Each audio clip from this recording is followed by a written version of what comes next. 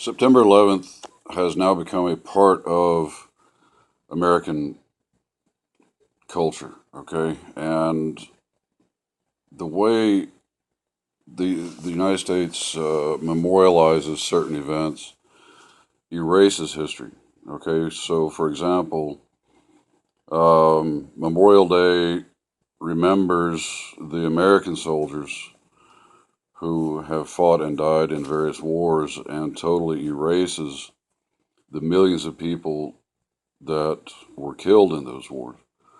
Um, 4th of July now is the 4th of July, not Independence Day. Labor Day erases the history of the American labor struggle and labor movements, which were some of the most brutal in the world. And 9/11 also completely erases history, so I'm going to talk about the forgotten history. And this goes back actually to World War II. And we need to remember in that, yes, the United States fought, but the U.S. was the last country to enter the war.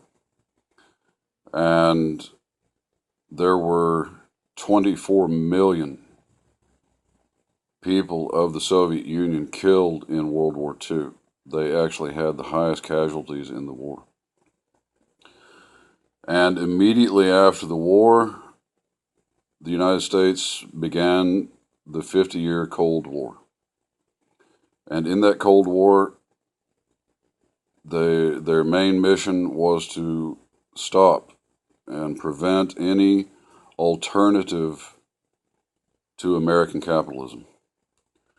And so throughout that 50 years, the war in Korea killed 2 million people. The war in Vietnam, same thing. Toppled governments, installed dictators throughout the Middle East, South America, just everywhere. Africa, okay, all over Africa. And so there's another interesting, 9/11 event, and that was when the CIA toppled the elected leader of Chile and installed a brutal dictator who killed tens of thousands of people in that country. And that's just one of around, at least 50 events that can be counted throughout history in which the United States engaged in some campaign, either a war, open war, covert war, an assassination, or the toppling of a government to install a puppet regime. And so coming up then into the 80s, and the U.S. Had gone into Afghanistan. The U.S. was working through the Pakistani military, the Pakistani government, Pakistani intelligence, funding and arming who were called the Mujahideen at that time. But it was a war to break the back of the Soviet Union on their own back door. And there was Osama bin Laden, and he's in the middle of this. He's actually one of the key figures operating between the CIA, Pakistani intelligence and military, and the people who were showing up to fight in that war, and they were coming, from all over the Middle East and being trained. And okay, so then the war is ended. Soviet Union collapses then 1990, 91. And the U.S. continues its corrupt business here and there, going after Iraq after the Iraqis had been the U.S. partner in the war against Iran. And the Mujahideen at that time, then also under bin Laden and others, continued on as militant jihadists and developed their own various agendas. And this is just completely, forgotten that they got their start working with the U.S. And so you come forward then to September 11th, and it's an event of blowback. It's an event where someone who had been a partner with the U.S. in their imperial wars around the world recruited people to pay back the United States.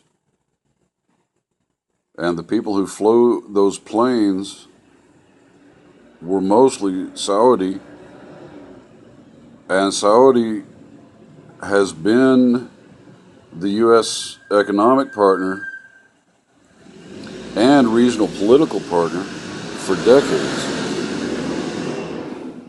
This is forgotten. The Saudis are still partner with the United States militarily now, wiping out Yemen. This should be remembered on 9/11. And what has to be remembered is that what goes around comes around. And we can't allow the way the media and the politicians and, everybody talks about this day to completely erase the real history.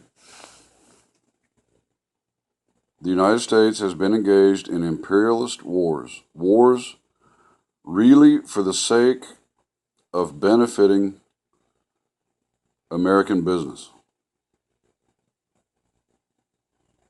Conquering nations, overthrowing them, installing, cooperative governments that they always call a democratic government, and spreading democracy, and 95% of the time they're brutal dictators. And they continue this today with Venezuela. Now the attacks on Iran, and it looks like they're preparing for another war there. And when people don't remember the history and don't understand what it is that the United States really fights for, then every time the majority of people fall for the lies, believe it, and there we go, we get into another war, kill another 100,000 people, 500,000 people, million, 2 million. The wars that the United States has been involved in since 1980, when Reagan was elected to office, have killed close to 8 million Muslims alone.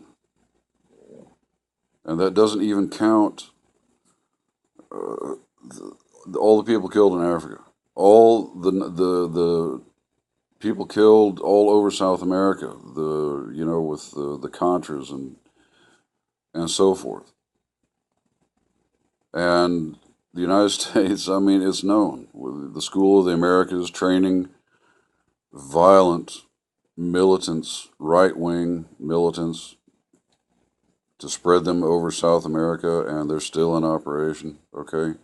So we have to remember the real history, because it's like it just keeps repeating itself, and it will until people wake up, remind each other about the real history, what this is, really about, and quit buying the bullshit. And we have to remember things the right way. Thank you.